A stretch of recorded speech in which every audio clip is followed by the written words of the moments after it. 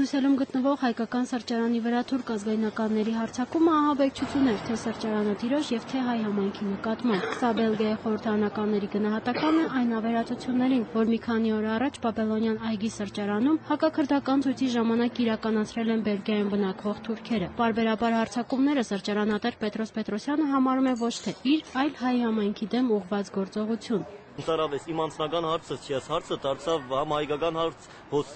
Բելգիկայի մեջ եւ քաղուտի հարց, որովհետեւ իրենց պետք ես չէի, որ ես իբր Պետրոսյան պետիկ իբր անց իրենց պետք էր որ հայի սրճարան էր ասի։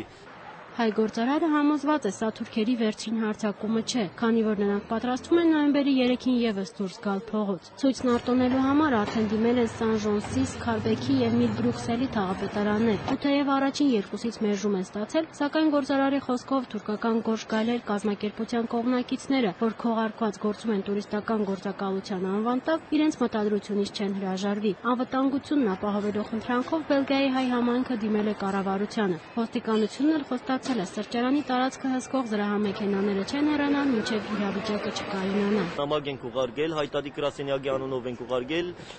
եւ Դաշնակցության գուսակցության անունով ուղարկվել է նորից եւ այլ նամակներ ներքին գործոց նախարարության եւ քաղաքապետարանին եւ հույսով ենք որ մի բան գրնան կնել կամ մի բան գրնան իրենք մեզ ենել եւ մեր ապահովությունը պաշտպանել Բելգիկայի մեջ։ Իրենց սեր ենք